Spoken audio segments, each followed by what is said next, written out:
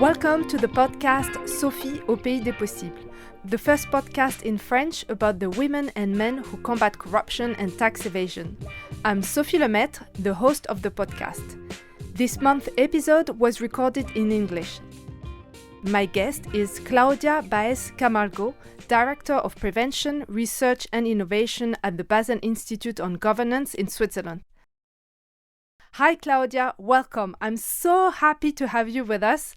You have been working at the Basel Institute on Governance for the last 17 years. Could you tell us what led you to work on anti-corruption issues? Hi, Sophie. Thank you so much for having me. It is really a pleasure. And that is a question that takes me back to when I was a young person growing up in Mexico.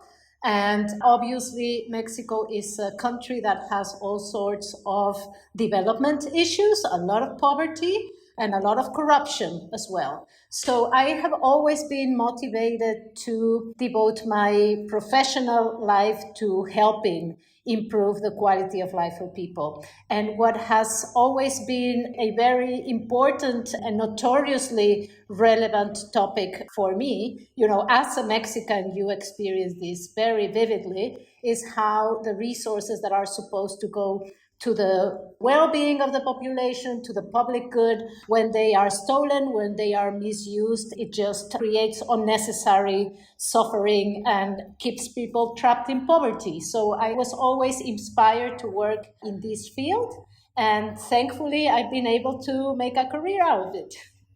But then how from Mexico did you end up in Switzerland? Oh, well, that was really just a coincidence because after leaving Mexico, I spent some time in England and then I spent 12 years in the US. And I relocated to Switzerland because of a family situation. It wasn't really my lead.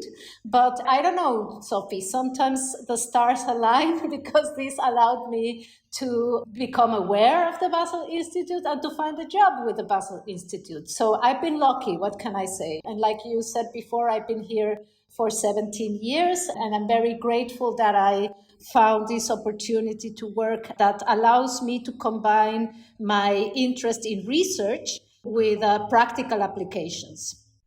The Basel Institute may not be well known to my audience. Can you briefly introduce the work done at the Basel and the work you do in general? Yes, of course. So the Basel Institute is an associated institute to the University of Basel.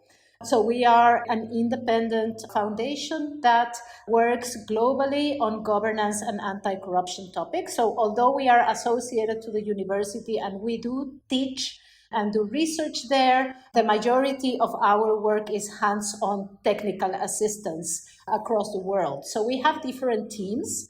Our biggest team is the International Center for Asset Recovery.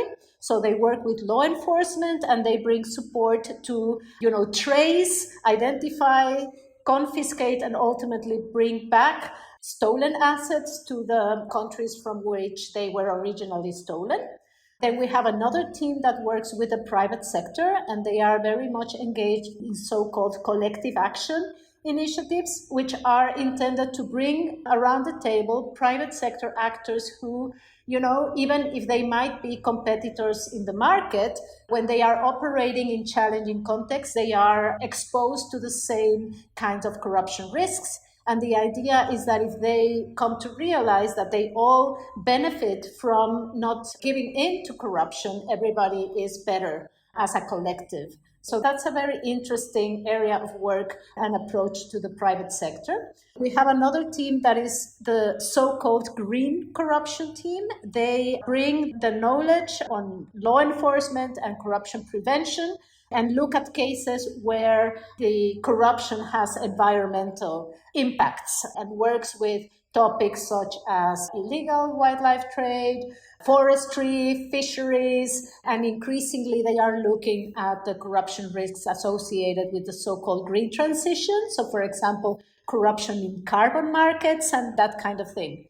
And then, of course, last but not least, is my team, the team that I head. It's called the Prevention, Research and Innovation team.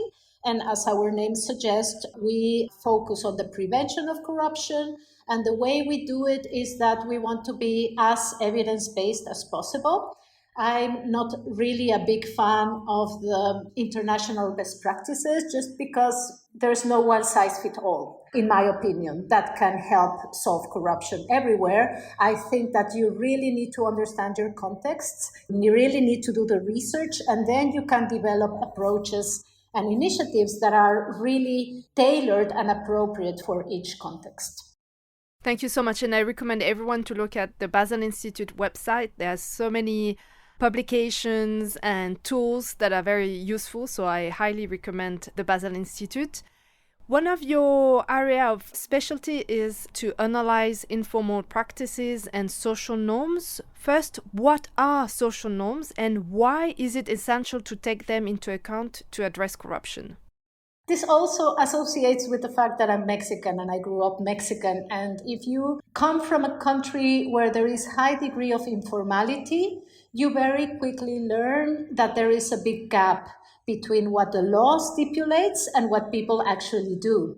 And why people behave the way they do, why they will adopt certain practices and get engaged in deals that are clearly illegal and, in spite of knowing better. This is one of the reasons why I was so interested in looking at social norms, which are those, what one perceives as the typical behaviors that people in your environment are adopting. So social norms have to do with what you think in a certain context, in a given circumstance. What do you think that most people are doing? So for example, if I get stopped by a policeman, traffic officer in Mexico, in my head, I know that most people in this kind of circumstance will offer a bribe to get out of the predicament you're in. So this is a perception of the social norm. I never researched or verified that actually most people are doing that, but it's my perception, it's what I believe that everybody does. There's a different element to social norms that they are often associated with, I perceive to be socially acceptable. So, for example, in the case of health services and accessing health services, we've seen some examples where people offer a bribe even before getting the service because they think this is what the health workers find as appropriate behavior. Otherwise, you don't get the service. So it's what you think most people do and what you think people find appropriate, normalized behavior. Because if you feel that you're going against the social norm, there might also be costs to not adhering to the social norm. So if I don't give a bribe, to the health worker when it's expected, maybe I will not get the right medicine, right? So there will be a cost. So I don't want to incur that cost. I will give the bribe. What is interesting about social norms is that, even if I'm against corruption, I know the law is forbidding corruption, but I think that there are these social elements where everybody's doing it and everybody's expecting me to do it. I might do it anyway. So this is where I think that there's some interesting ground to be covered in terms of finding out entry points where we can change things. That's very interesting. Thank you for the different examples. Let's talk about Switzerland. What kind of social norms are there in Switzerland, for example? Related to corruption or just in general? Related to corruption. So you gave the example in Mexico with the policeman, you gave the example of healthcare services. I'm saying Switzerland, but it could be in Europe. If you looked at Europe, if there are some social norms and expected behaviors linked to corruption. Yeah, very good. In Switzerland, it is very interesting how there is almost like a social monitoring of the different rules, of the different prescriptions. I think that this is very much related to the tradition of direct democracy that we have here. And the fact is that most people, the social norm is to go with the formal norm, to obey the law, to follow the formal rule. And we see this all the time, even if you have social connections, even if you have a problem for which you are willing to get helped for informally, it will not work just because the system is so socially enforced. And I'll give you an interesting example where we had a visit from the Uzbek anti-corruption agency where they wanted to understand how corruption is fought in Switzerland. So we organized meetings with different state institutions. And when we went to see the institution that is responsible for human resources in the public sector, we got the presentation, and towards the end, one of the Uzbek colleagues said, "You haven't mentioned asset declarations. How come?" And the Swiss colleague said, "Well, we don't really have an asset declaration requirement in Switzerland." And the Uzbek person was shocked. Why not? And the answer from the Swiss, he couldn't figure out what to say really, except that he said, "We trust our people," which, in a way says so much about how there is this unwritten social contract where you know that you will not abuse your power, otherwise you will somehow be cut, and there is trust. But of course, this is very idiosyncratic here to Switzerland. It wouldn't be working in other places, which is also why it's so important to contextualize. The social norms can be very powerful. And the fact that in some countries they overpower the law, in the case of Switzerland, it goes in a different direction, that you don't need a formal law because the social norms are so powerful that people will naturally, in most cases, of course, there are exceptions, but in most cases, will refrain from misusing their authority. That's very interesting. When I think of Norway, for example, where integrity and corruption is really seen badly, at the same time with the Epstein files, we realized that some Norwegians were involved in corruption scandal. And so this expectations that Norway is really good in terms of not taking any bribes and having a very good integrity culture faced reality with the scandal and all the revelations that some politicians provided information in exchange for gifts or luxurious trips. So it's interesting to hear your example when looking back at Norway. Yeah, but I think this is also an important point to make. It's not that having strong social norms is completely going to preclude corruption or wrongdoing. Because, of course, I'm not in any way trying to say that in Switzerland there is zero corruption, because that would not be true. But then you're really looking more at transgressions of individuals, the rotten apples, rather than a systemic phenomenon. And I think that makes a big difference, because the social norms, they are contagious, right? They are held collectively, and this is why you can have systems of corruption. Whereas in countries like Switzerland and perhaps even Norway, you can, of course, be corrupt and get away with corruption, but it's not as normalized and as widespread as it is in other countries where the social norms are actually incentivizing you to go in a corruption direction. When I listen to you and I hear the word system, it makes me think of culture. And I've heard statements such as it's normal and this country is corrupt, or corruption is part of the culture of X country. Based on your research, can we say that some culture or some countries are more corrupt than others?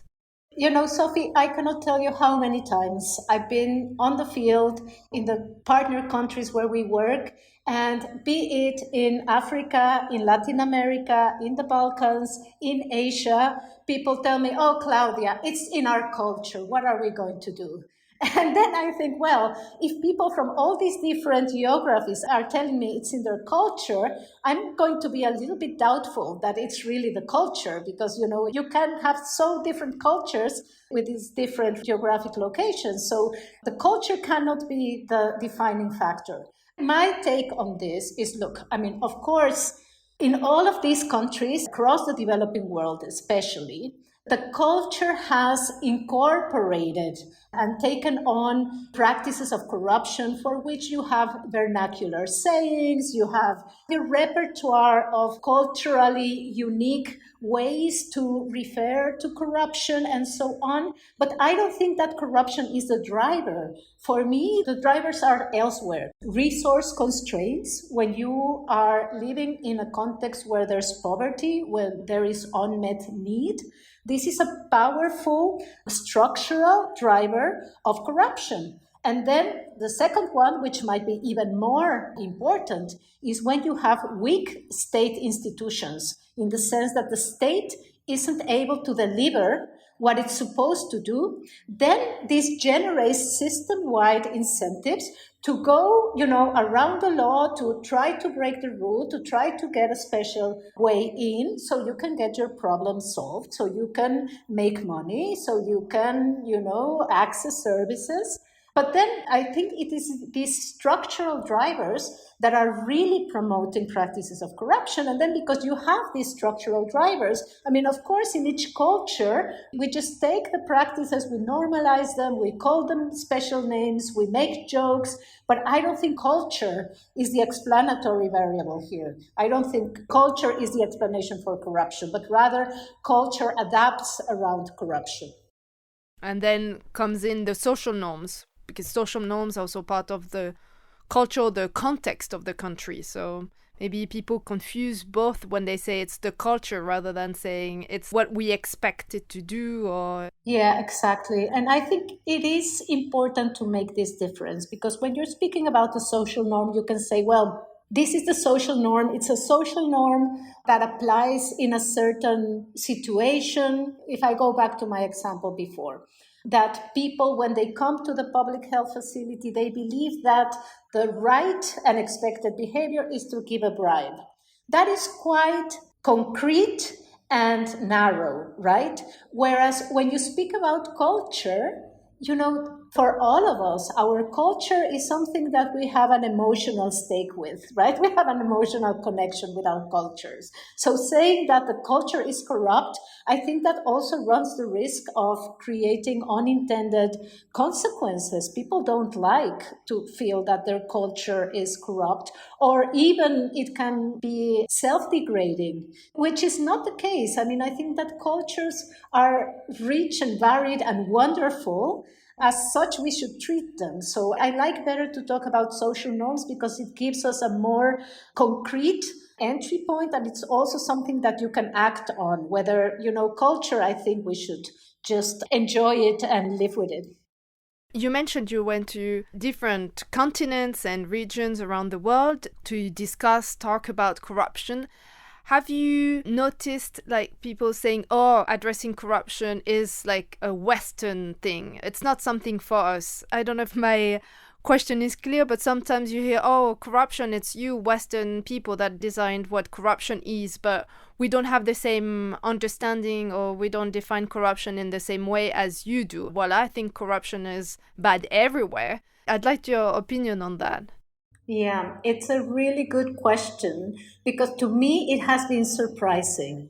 I do think that, it's difficult in many contexts where you have high informality, when you have, these practices of reciprocity, gift giving, this kind of thing. Sometimes it's really difficult to say, hey, this is corruption, and not feel like you're imposing a Western standard, So earlier in my career, I was always a little bit careful, right? Going to Africa, going to other countries with other cultures and speaking about corruption. What I found is that when you speak to government people, especially the anti-corruption people, but also in other sectors of the public administration, everybody pretty much across the board, across all the countries where I work, have assimilated this language of good governance and corruption. So for them, this is the language they want to use, actually, also because their laws have now been, for the most part, framed with this anti-corruption and good governance lens, following the prescriptions of the UN Convention Against Corruption and all these international instruments. With this kind of stakeholder, definitely it is this, if you want, Westernized view that is prevailing. Then, however, if you go to the grassroots, it becomes quite different, which is where it gets interesting. And I'll give you an example from research we did in Uganda and Tanzania. And there we were asking common people, average citizens, of their thoughts and perceptions about public officials. And we had a question where we asked, okay, tell us about what do you think, and we use a lot in our research vignettes, which are like little images or little narratives of a fictional character that somehow portrays a particular behavior. And then we want the people to react to that so that it's not about them, so they don't feel too self-conscious, right? So there's on the one hand this character, he's a public official, and he abides by the law. He's very, very judicious. He doesn't let any of his family have favors. He doesn't steal money. He doesn't take bribes. He's really doing it exactly by the book, according to the law. And then we have another character who's also a public official, but this one is using all the means it has by virtue of this position in public authority that they have to extract resources and to give them and distribute them with their family, with their friends, with their communities, whatever constituencies they might have. They are stealing in order to share, kind of like Robin Hood a little bit.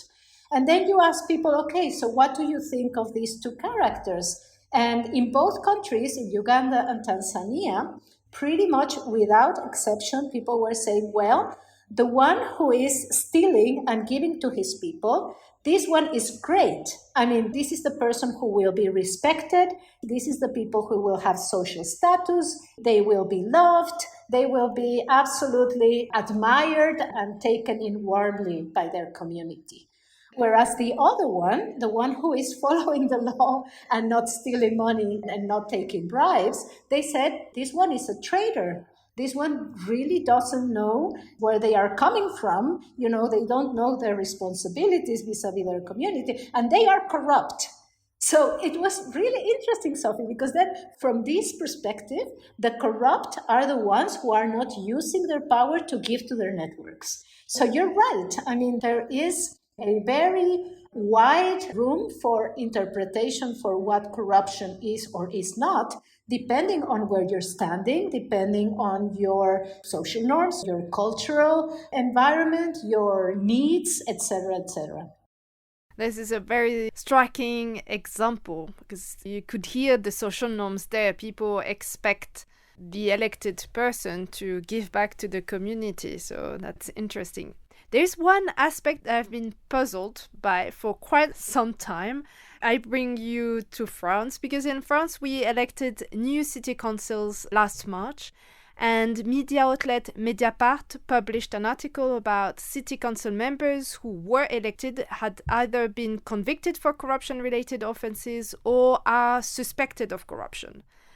And I've been puzzled by that because people elected council members who were suspected or who are suspected or who were convicted for corruption. So why do people keep voting for corrupt politicians? Yeah, it's true. And look, I honestly don't know so much about France, so I don't think I can speak directly to your example.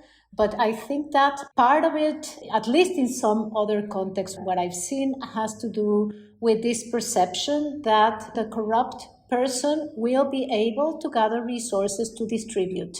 You know, speaking of culture, in Mexico, when I was growing up, there was a saying that went more or less this way. It said, a politician who is poor is a poor politician. You see? So there's this expectation that you're really not capable of doing politics right if you don't enrich yourself. And then you enrich yourself, not just to fill your pockets, but you're also expected to give to your clients. And many countries, I don't know how it is in France, but in many countries we have these strong clientelistic systems, and political parties may have their chains of how the resources flow along partisan lines. So, of course, that I think in many contexts plays a role. On the other hand, I think that nowadays our democratic systems are coming under so much pressure, and voters are not necessarily electing on the corruption issue alone. We have so many dividing topics. So the person might be corrupt, but maybe he or she lands on the right side for you on the, I don't know, on the abortion debate or on the LGBTQ debate. So it's difficult to judge the merits of a candidate and why he or she gets elected on a single issue. And then finally, I have to say, and this is one of the perspectives that I find most fascinating in my work, is that people are not necessarily making rational decisions all the time. So you might vote again for somebody who is going to steal your hard worked for tax money, but there might come the social norms, for example. Of course, we have big issues of misinformation nowadays. So, yeah, it is complicated. Definitely. And with all of this, we see addressing corruption is complicated. And so there is this sort of $1 million question. How can we induce behavior change to create a culture of integrity when we know that this is so complex with social norms, informal practices, other drivers, etc.? How can we induce behavior change? Well, of course, you are asking me a very difficult question, but I'll give you my take. And this is based on what I've seen in my 17 years working on this field. And this is that a lot of the anti-corruption work, the actual projects and investments that are being mostly, let's just say it as it is, driven by international and bilateral donors, they tend to be very prescriptive, right? It's about these best practices. It is about, having laws that tells you exactly how you should behave. And therefore, they tend to be very top down. And in practice, this translates into what we see pretty much everywhere, which I like to call the implementation gap, where you have countries that have good laws and really bad results. So why are the laws not implemented? I think it's because of this top-down approach where, we as, citizens in a country, let's say Mexico, we get these laws that are not really responding to the needs in the context. There's a fantastic book by a colleague, his name is Greg Power. It's called Inside the Political Mind. And Greg is a fantastic source of information because he has been a high-level consultant for international partners in contexts like Iraq, like Syria, like Egypt, like Libya, when international actors are helping these countries write new constitutions after regime falls down. And what he says is that, hey, look, ultimately, when you are operating in a complicated context as a politician, as a, let's say, member of parliament or as a mayor, you're going to have really urgent needs of your population that you need to look after. And that your population is going to be expecting that you deliver, right? And unfortunately, in most cases, the top-down approach is not giving you the tools and the resources that you need to address these immediate needs. So what I think is the right approach to have more impactful and more sustainable anti-corruption practices is that you really need to go bottom up. I think that you really need to work with the communities and their elected leaders. So, for example, I think there is a lot of promise in working at the subnational level with municipal governments and having, an exercise that is co-participatory, where the people themselves who are in charge of delivering to the population, they can engage with their constituents, they can identify jointly what are the priorities, and they can work out how to fulfill those priorities, how to address the needs. And it doesn't have to be an international best practice, as long as it works. There's an article that has been going around by an American scholar, her name is Yuen Ang, which is about adaptive political economy. And she makes the argument that you cannot expect behaviors and practices that are completely out of context to emerge spontaneously just because you have a law. You need to work with what there is.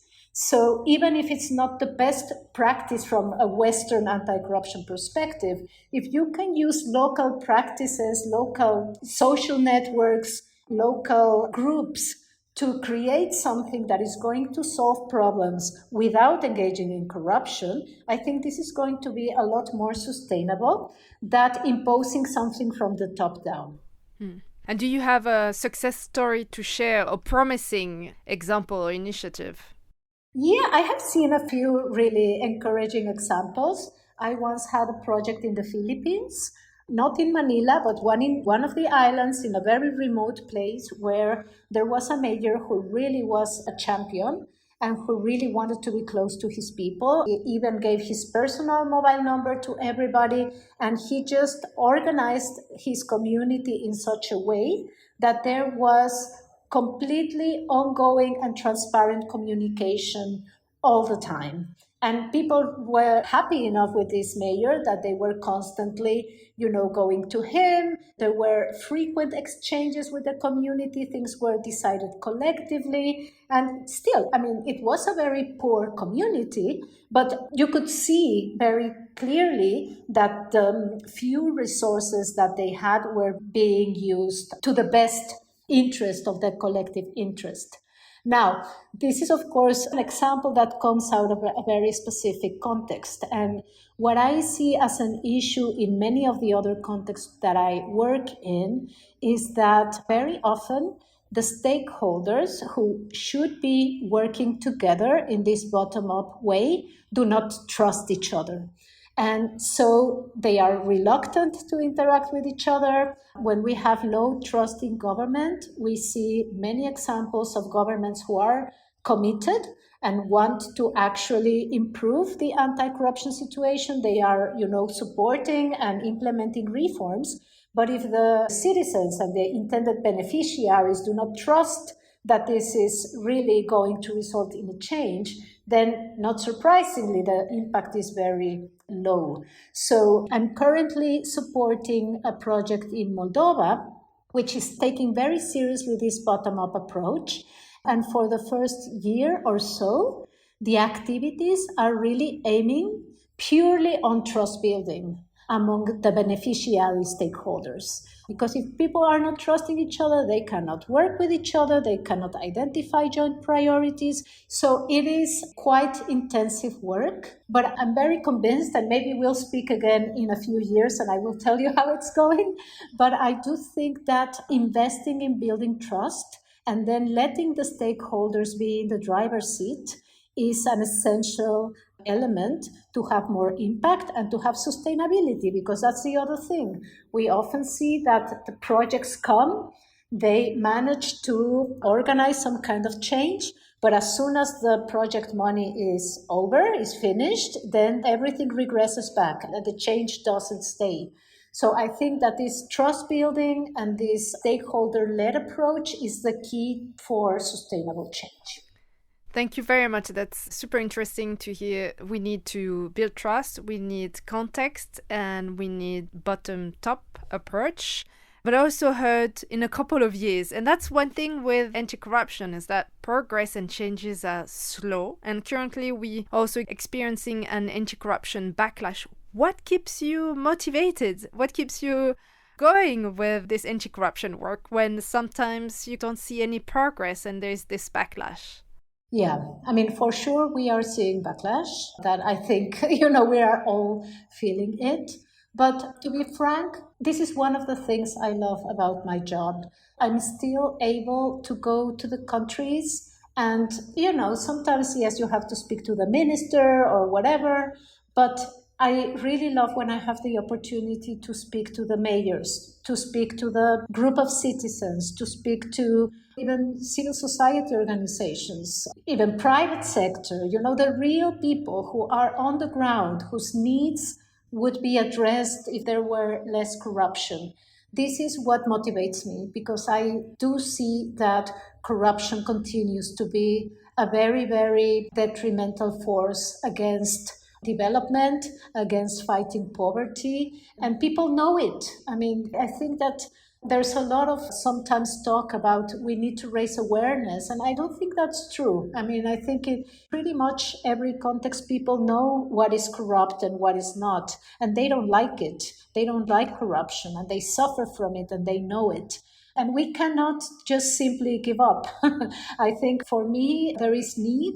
And yes, it's becoming more difficult. And it is my personal belief that, good governance in the sense of having good systems that deliver to the people without corruption getting in the way is very correlated to democracy. And democracy is under attack. And I think that we should fight for both, for democracy and for anti-corruption, because I think that they come together. And so for me, yes, of course, it's sometimes demotivating to see what is going on.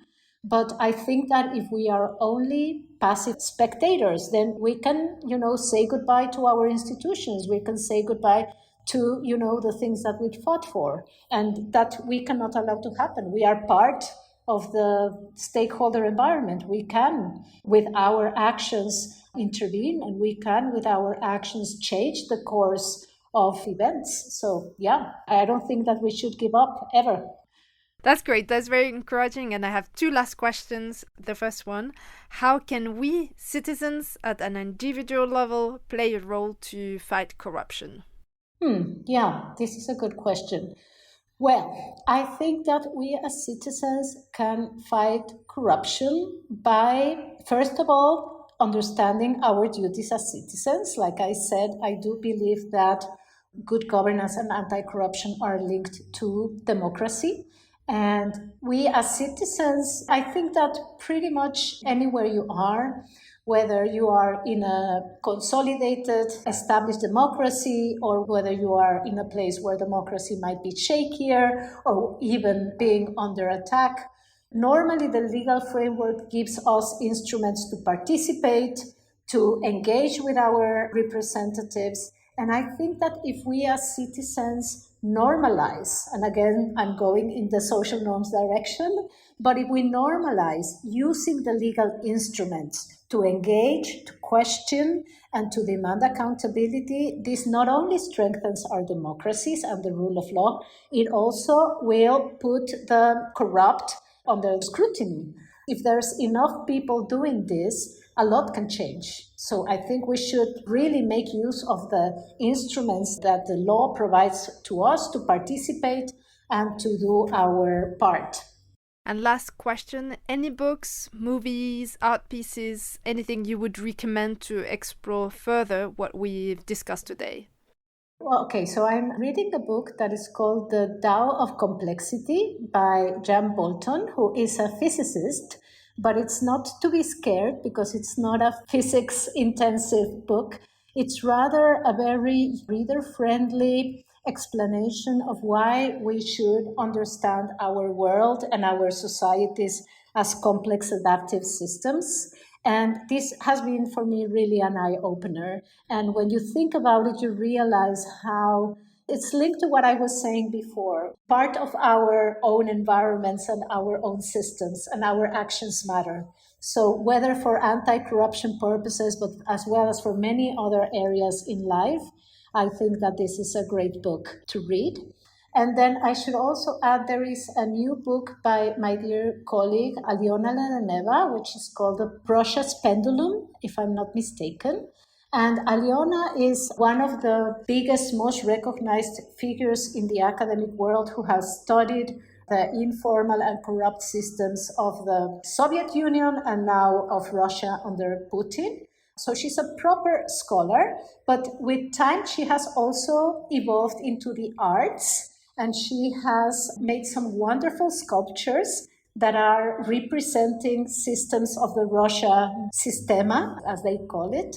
And now there is even a musical work that is capturing and reflecting a lot of the, social elements that come into these informal systems in Russia. So if your listeners simply Google Aliona Ledeneva and the Russian Pendulum, they will find a link to the book and to the music, which I think is really brilliant. Thank you so much, Claudia, for your time. I'm so happy, really, you came here. I've been following your work for quite some time, and I really enjoyed our conversation about social norm and behavior change and what we can do about corruption, and hearing your passion and excitement in your voice brings joy and happiness. So thank you so much. Oh, thank you, Sophie. It's been my pleasure. Thank you for listening to this episode.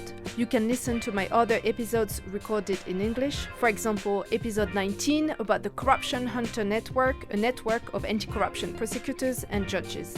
Check out my episode with Niels Kurbis on corruption and artificial intelligence, the one with Daniela Cepeda Quadrado on corruption and health, or the episode with Andriy Biletsky on addressing corruption in Ukraine. Please share the podcast among your network and help spread the word.